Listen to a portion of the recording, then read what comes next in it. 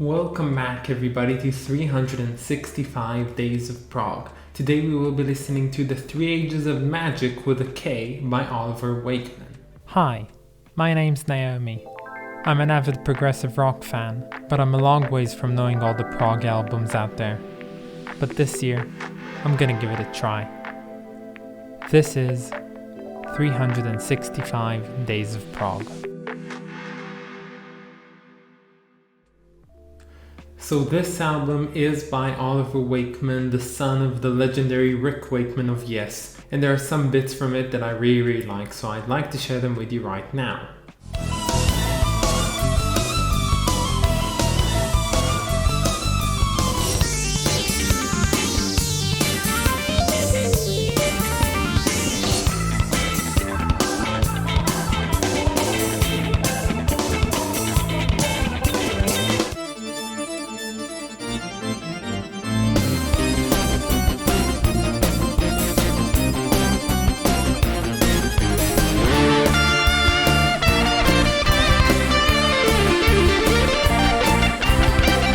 So as I said, this album is by Oliver Wakeman. Now Oliver Wakeman is one of the two sons of the legendary Rick Wakeman from Yes. He is responsible for great solos and playing on albums like Fragile and Close to the Edge and others. So this is his son, his name is Oliver Wakeman. He went in his father's footsteps and he actually delved more into the prog rock genre. So he does have another brother and his name is Adam Wakeman, and he's also a pianist, but he's playing with Ozzy Osbourne's band. So this album, The Three Ages of Magick, it features one more notable person, and that is guitarist Steve Howe. Now Steve Howe is also from Yes, and he's a very skilled guitarist, and the fact that both have come together to make an album is really cool. Now, considering the fact that when Oliver was born, Steve Howe was already playing his best, songs with Yes, it's pretty impressive to see that Oliver is on such a level to actually play with Howe and to fit well with him in their own skill set.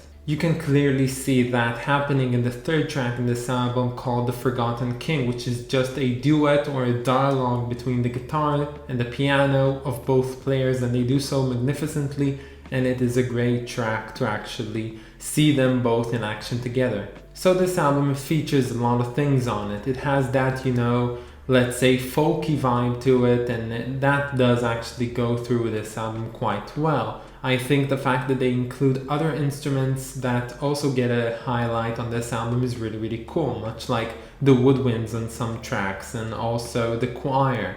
And even a hurdy-gurdy. If you don't know what's a hurdy-gurdy, go check it up. It's a really cool instrument and it features, I think, on one track in this album. The drums in this album are hard-hitting, and sometimes I find they're a bit too hard-hitting in my opinion. It really does kind of shriek in my ears when I listen to it, at least with headphones. But all in all, I think all the instruments on this album do really a good job at what they're doing. So the first half of this album is really quite good, and it features a lot of good songs, and the latter half of the album, it's not that it's not good, it just lacks a bit of substance, and I think the best way to describe what it is, it sounds like a Legend of Zelda Twilight Princess background music mostly. If you know what that vibe means, you know. If you don't know, just listen to it, that's what it means.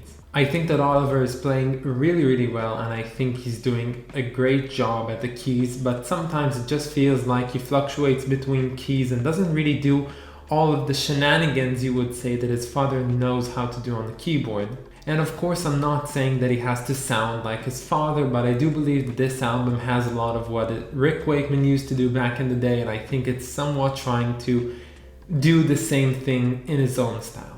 I don't know, it's like something about the emotions that are carried within the playing of Wakeman, which is just not really there. He is playing beautifully, he's playing melodically, he's doing a lot of interesting stuff. I just don't think there's real emotion to what he's doing, and that's kind of a bummer.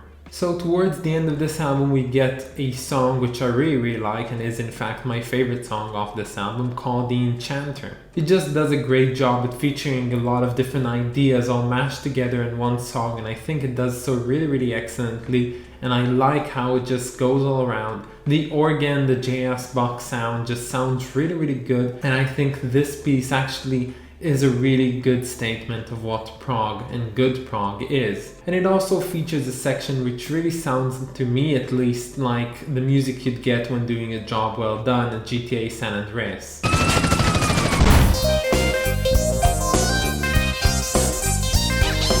So the ending of this album is also pretty good. I don't think it's that interesting, besides the fact that we get to hear Steve Howe doing his own Spanish guitar thing at the end. That's really cool, but besides that, this album just kind of fades away into oblivion and ends. So this album is really nice. I think it's a great addition to the prog genre as a whole, and overall this is a good proggy album. Now, before I give you my thoughts and the rating of this album, I'm gonna tell you what I think about the cover. Now, luckily there's not a lot to say about that. I think the cover is just what it is.